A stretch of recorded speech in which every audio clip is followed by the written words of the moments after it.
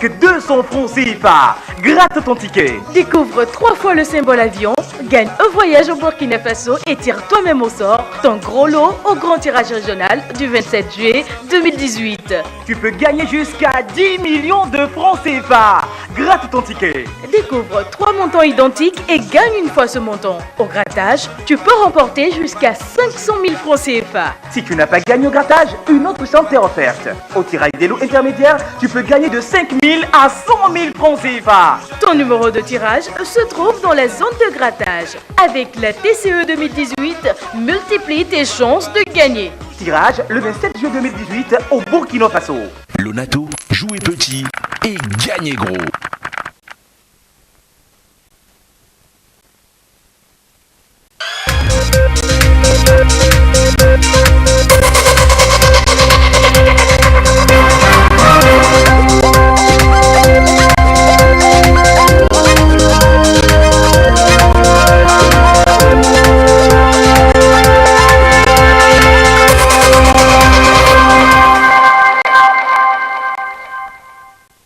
Bonsoir madame, bonsoir monsieur. D'abord les titres de ce journal. L'assistance du gouvernement déplacé du Ghana après un litige foncier entre Konkomba et Tchokossi. Les femmes et enfants ont trouvé refuge dans les villages de la préfecture de Dankben. Elles ont reçu donc ces personnes des vivres et des non-vivres. Les précisions à suivre dans un instant. Puis la radio de l'Évangile à 22 ans, les fidèles des Assemblées de Dieu du Togo ont profité de la célébration pour prier pour la paix dans les cœurs et la paix au Togo. Nous le verrons en fin de journal. C'est un acte de solidarité et d'assistance exprimé par le gouvernement à l'endroit des déplacés venus du Ghana. Il vous souvient, c'était le 1er juin dernier qu'un litige foncier a dégénéré au Ghana entre Konkomba et Tchokossi. Suite donc aux affrontements, on a enregistré plusieurs déplacés, notamment des femmes et des enfants, vers le Togo, dans la préfecture de Dankben. Ils ont besoin d'assistance donc en terre togolaise et c'est ce que le gouvernement a fait en leur envoyant des vivres et des non-vivres. Voyons cela avec Nestor Mouzou. Hommes, femmes et enfants obligés de se déplacer pour sauver leur peau. Ici, ils se retrouvent sur le territoire togolais dans la préfecture de Dankben après avoir fui des affrontements au Ghana. Les premiers sont arrivés le 1er juin et chaque jour, d'autres arrivants sont enregistrés. Le gouvernement togolais a réagi pour apporter assistance à ces déplacés. Des tentes ont été dressées pour leur permettre de s'abriter. Les structures chargées d'intervenir en situation de catastrophe et d'urgence, notamment le ministère de l'Action sociale et l'Agence nationale de la protection civile, ANPC, ont reçu des instructions pour prendre des mesures qui s'imposent. Depuis le 1er juin, on nous a signalé l'arrivée massive du côté du Ghana de 1824 femmes, hommes et enfants suite à un litige foncier entre les Konkomba et les Tchokossi du côté du Ghana. Et c'est pourquoi le gouvernement nous a dépêché de venir apporter assistance à tous ces déplacés sur les 5 sites qu'on a pu repérer. C'est le premier site le plus grand qui compte plus de 700 personnes. Nous avons fait le lancement ici et nos services vont continuer l'assistance sur tous les 5 sites et tous les 5 sites sont sécurisés par les forces de défense et de sécurité. Nous avons dans notre message dit aux déplacés de prôner l'esprit de réconciliation et de paix et de ne pas avoir l'esprit de vengeance et que tout problème doit se régler dans un esprit pacifique. Sur les sites, de l'eau potable acheminée par camion-citerne est servie aux déplacés. Visiblement, des dispositions ont été prises pour qu'ils souffrent le moins possible.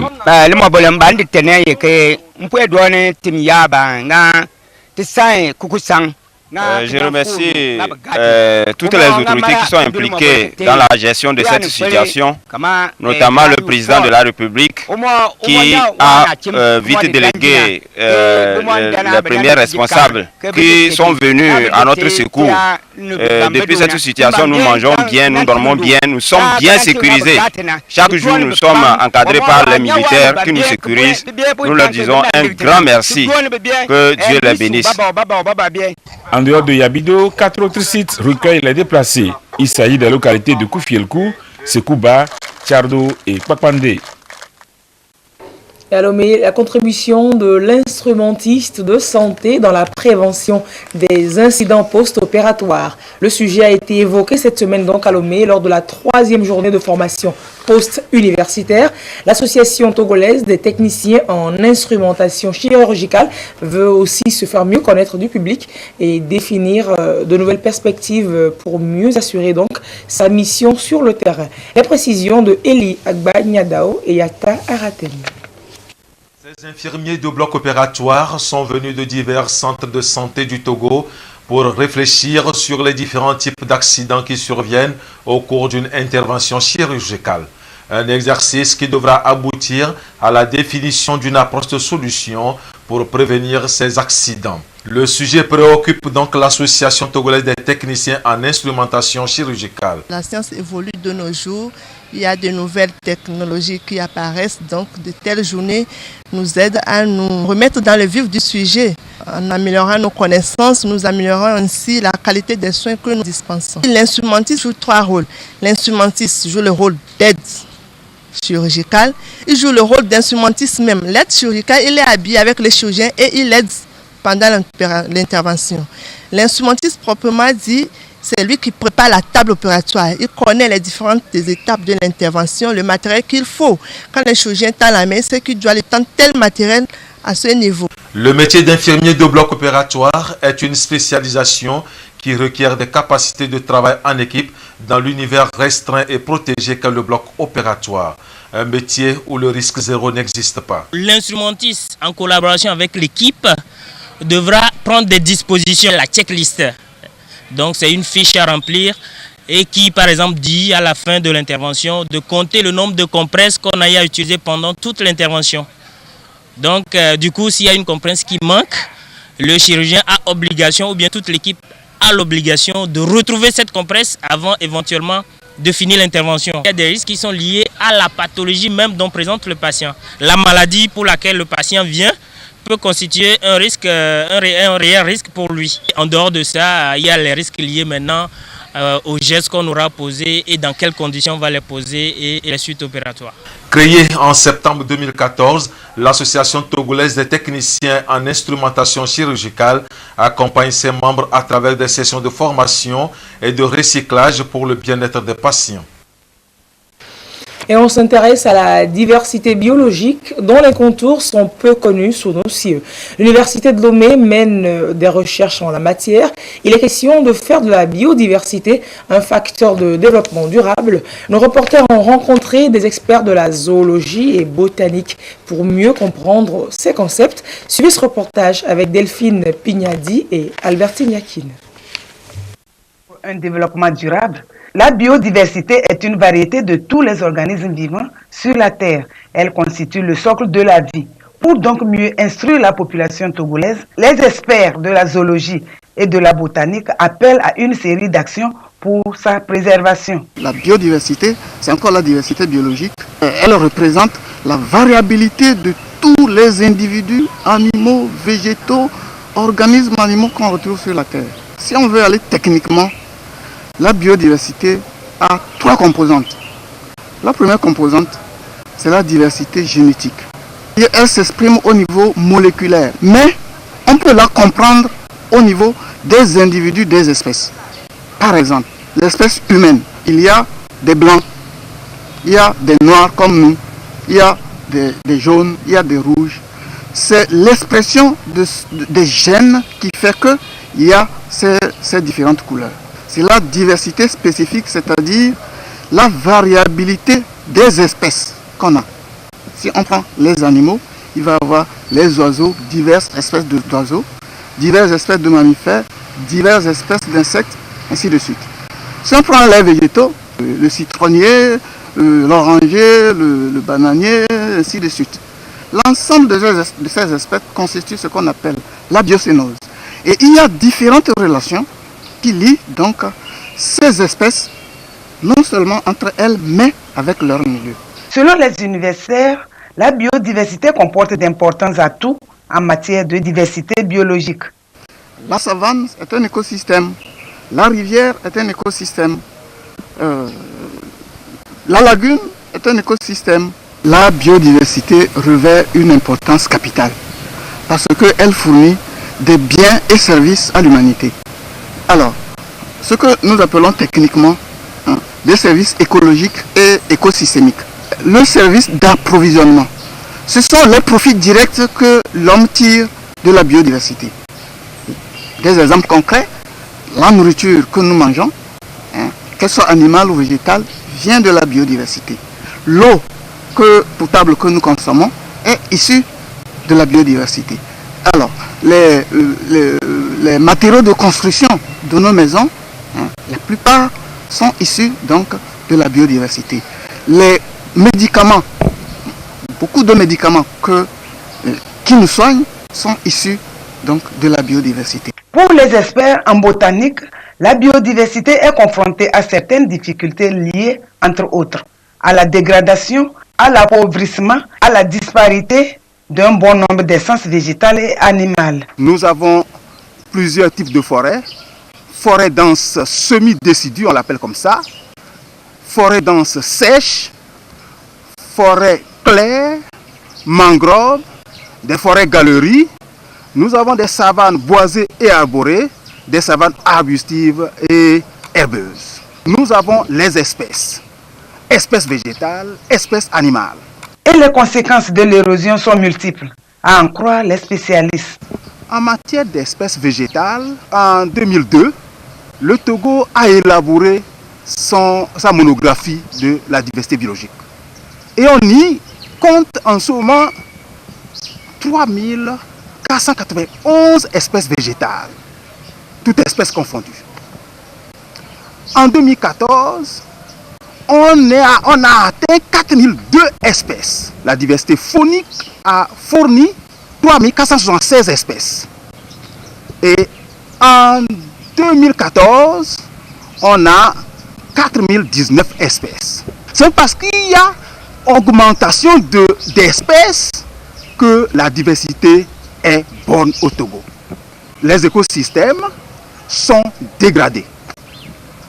Les habitats des animaux et des végétaux sont détruits pour la plupart, si bien qu'il y a des espèces qui sont devenues rares, d'autres ont disparu carrément de notre territoire. Les éléments qui devraient nous donner les services, c'est ces éléments-là qui partent. La nourriture qu'on devait avoir à partir des végétaux, les médicaments qu'on devait avoir à partir des végétaux, le bois qu'on devait avoir à partir des végétaux, les animaux, les gibiers qu'on devrait avoir, il n'y a plus ces choses. La preuve, c'est que si vous allez même dans les aires protégées, vous n'allez même pas trouver d'animaux dans certaines aires protégées. La diversité génétique des espèces et écosystèmes préserve l'homme des maladies, selon les experts de la biodiversité. Elle s'installe en garde-fou des ravageurs des cultures. En ce sens, dans un milieu où la diversité biologique est importante, l'on évite les fléaux. Vous avez donc suivi un grand format sur la biodiversité réalisé par Albertine Yakin. Et la société Scan Togo ambitionne de mettre en terre plus de 10 000 plants pour reconstituer le couvert végétal dans la préfecture de Yoto. Scan Togo exploite, vous le savez, le clinker à Sika Kondji. Et cette année, la société a encore marqué, et ce pour la 3e fois, la journée internationale de l'environnement. Reportage Patrice Bocco. Tout se passe ici à la carrière d'exploitation de calcaire production du clinker à l'usine Scan Togo de Sika Kondji à quelques enclavures de la ville de Tablibo. Les grands trous sur les cours des engins lourds font désormais place à la verdure pour ainsi restaurer le sol. Un reboisement compensatoire pour récupérer le couvert végétal détruit. Cette année, pour la 3e fois consécutive, plus de 10 000 plants sont encore mis en terre sur une superficie de 10 hectares. L'industrie ne respecte pas l'environnement. Ici, à Scan Togo, c'est tout le contraire. Nous sommes un modèle de développement industriel avec un respect scrupuleux. L'environnement, ce n'est pas seulement les ressources, c'est la population, c'est les autorités locales, c'est les autorités administratives. Et bien sûr, c'est le résultat que vous voyez aujourd'hui. C'est un plan de récupération environnementale extrêmement bien suivi par mes collaborateurs de l'usine, par mes collaborateurs de la fondation, par notre collègue de la pépiniérie ici présent, qui se voit et qui se matérialise maintenant de manière concrète au bout de 3 ans d'activité. De pouvoir pérenniser sur le long terme ce travail environnemental qu'on fait ici. Et bien sûr, c'est que l'exemple de gestion de l'exploitation de notre carrière puisse aussi avoir un impact positif. Le préfet de Yoto, le directeur général de Scan Togo, le directeur du département, les chefs de section et les chefs traditionnels ont accompli le geste louable en mettant des plans en terre. Un plan de mise en œuvre de la gestion environnementale et sociale à la grande satisfaction des populations riveraines.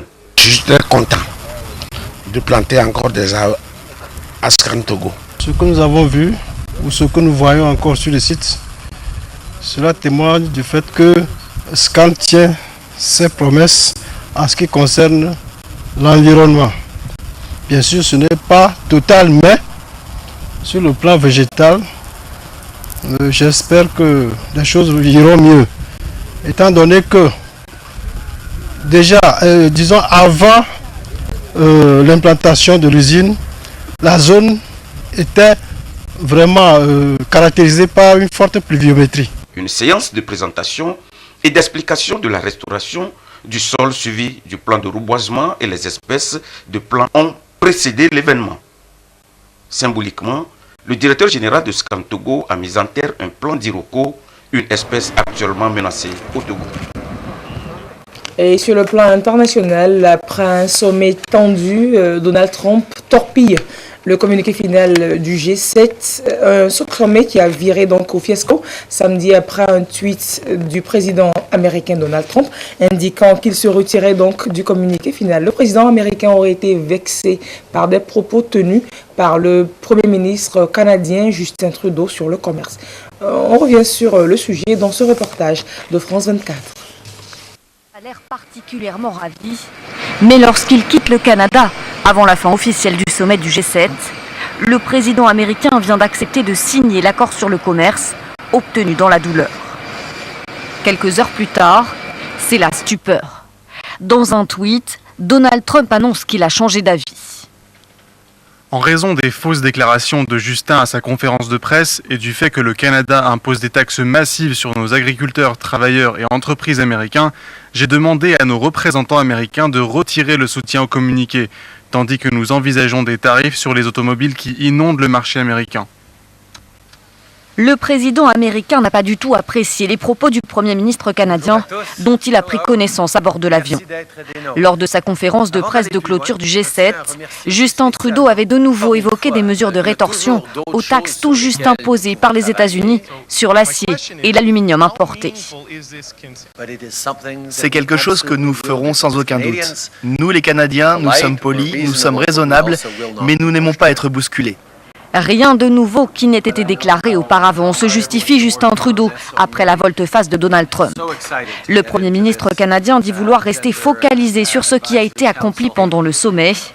Mais cette nouvelle salve du président américain bouscule encore une fois le statu quo, après le retrait des États-Unis de l'accord de Paris sur le climat et de l'accord sur le programme nucléaire iranien. Et on a donc un désaccord au sein des grandes puissances à cause de cette position tranchée de Donald Trump. Après ce fiasco, donc, l'Élysée estime que la coopération internationale ne peut dépendre de colère ou de petits mots. L'essentiel donc de ce sommet tendu du G7 avec Augustin Kossi. Un sommet plus délicat que jamais, intervenu dans un contexte où les politiques tranchées de Donald Trump provoque des désaccords au sein des grandes puissances. Les dirigeants des 7 pays les plus riches de la planète se sont réunis au Canada pour discuter des grands enjeux mondiaux. D'abord, l'augmentation des échanges commerciaux, puisque les États-Unis ont décidé d'imposer des taxes douanières sur les importations d'acier et d'aluminium en provenance du Canada, du Mexique et de l'Union européenne.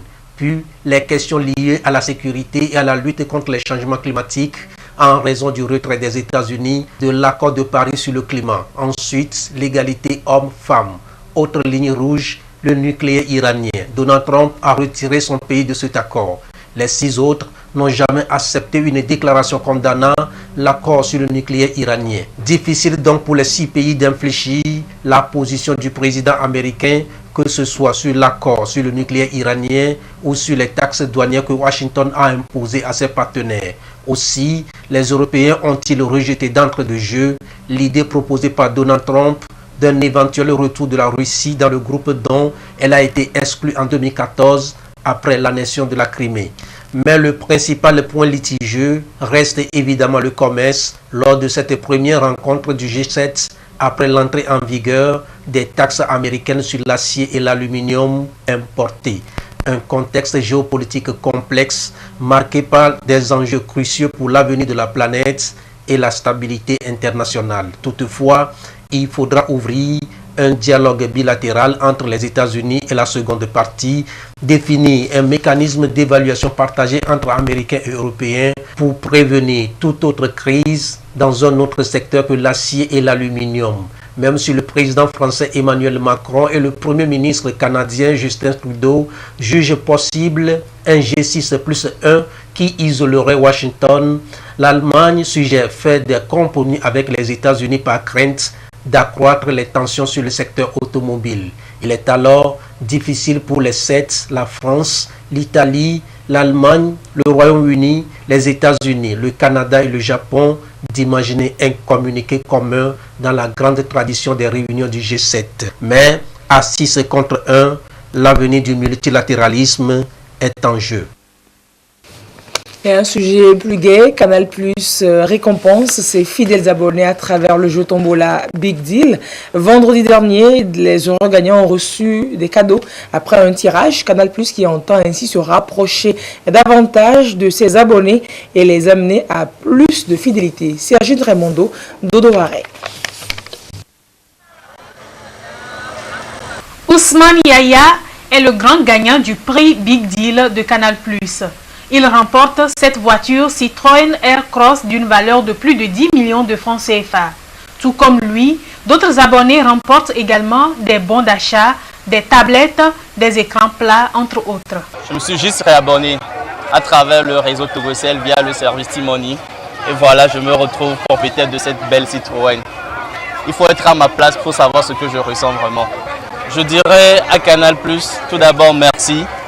Et après, je leur demanderai de faire plus pour que les chaînes câblées soient accessibles à toutes les couches de la population.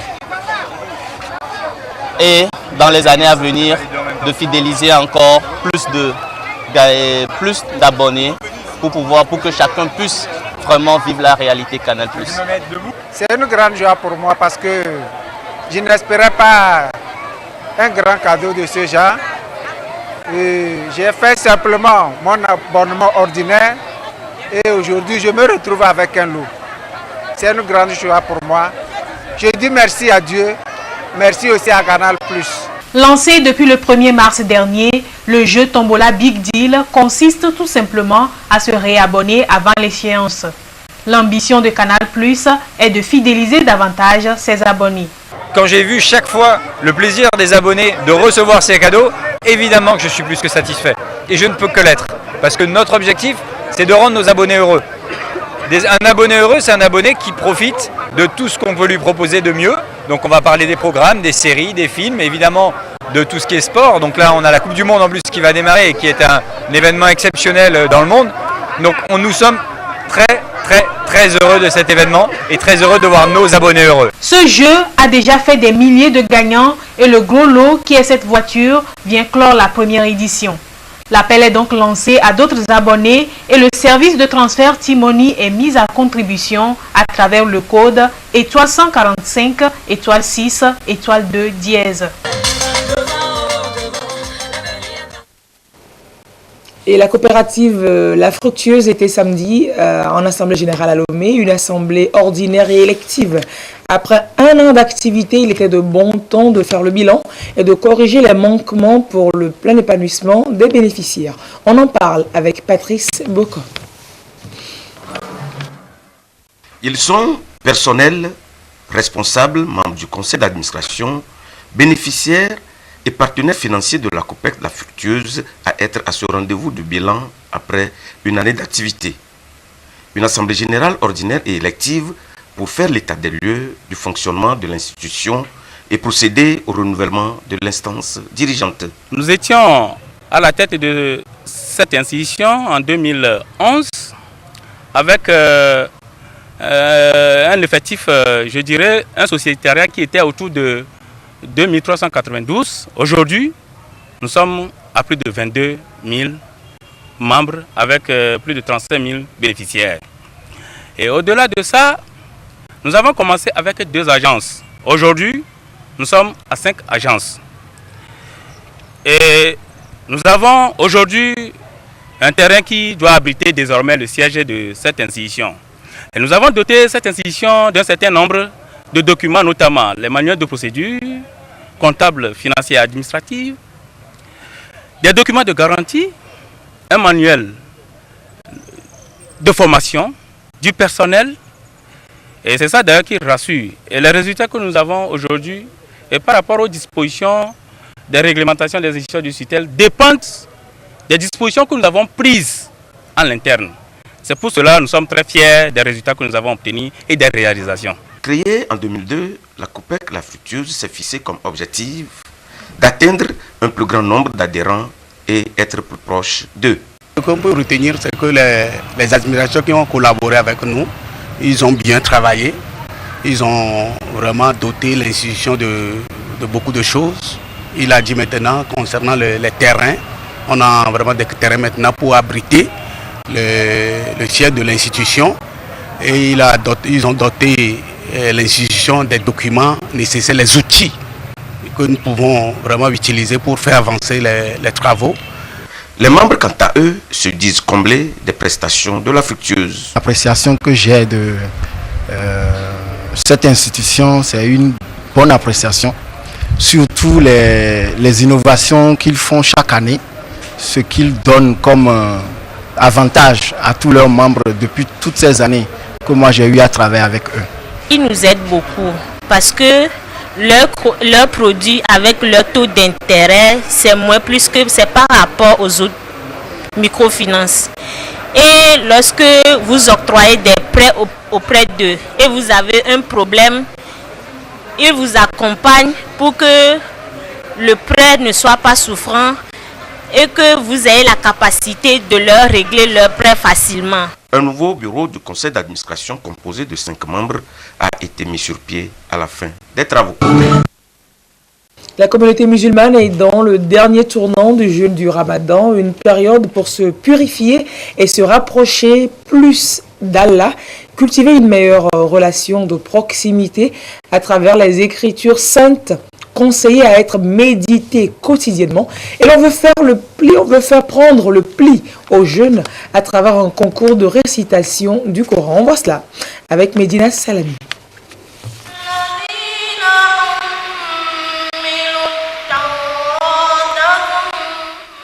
Ils sont 377 candidats à compétir dans 9 catégories à cette 15e édition du concours de mémorisation du noble Coran.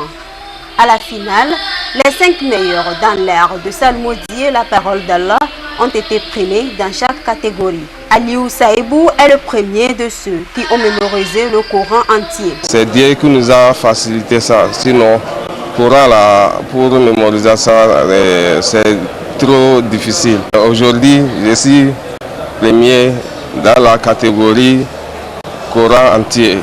Je suis fier.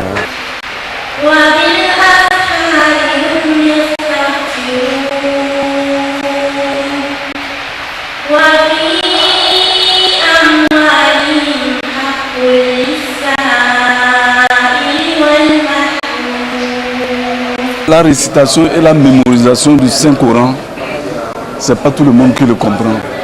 C'est un grand mérite. Le second mérite, c'est que c'est en période du mois de Ramadan. Et toute œuvre dans le sens du bienfait de l'islam est récompensée. C'est une satisfaction pour les responsables du Centre culturel islamique de Lomé, initiateur de ce concours. C'est vrai, moi c'est la première fois que j'assiste, mais je suis très fier pour les candidats qui donnent le Coran et le Karim ici.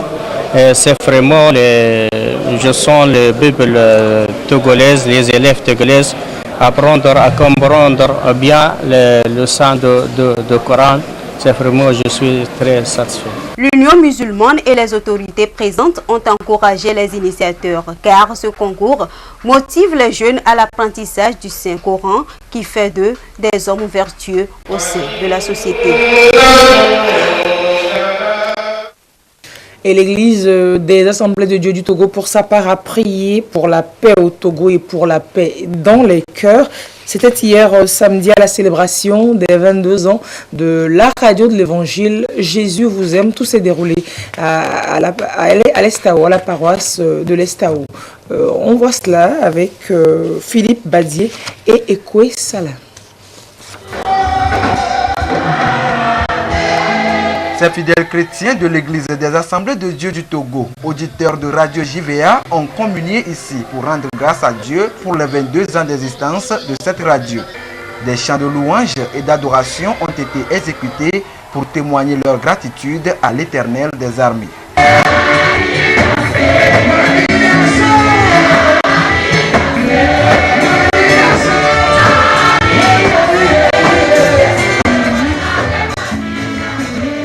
Cette action de grâce va durer 3 jours avec une prière spéciale consacrée à la nation togolaise. Ces fidèles ont intercédé pour que la concorde nationale soit davantage renforcée dans le pays. La parole de Dieu a dit d'aller partout dans le monde entier pour faire des disciples. Si une nation n'est pas en paix, on ne peut pas faire de cette nation des disciples. Donc nous voulons anticiper pour prier pour la paix, pour notre pays, prier pour l'économie togolaise, prier également pour l'ensemble de la classe politique. Donc voilà ce que nous avons fait aujourd'hui à travers cette action de grâce. Rien n'est impossible à Dieu, rien n'est impossible également à la prière. Et grâce à la prière des uns et les autres, nous avons foi, nous avons l'assurance que les problèmes que le Togo traverse, à travers ces prières-là, le Seigneur est prêt à nous aider. Dans sa prédication, l'évangéliste Lumovi Dodi a appelé tous les Togolais à l'amour du prochain, à l'acceptation mutuelle et à la préservation de la paix.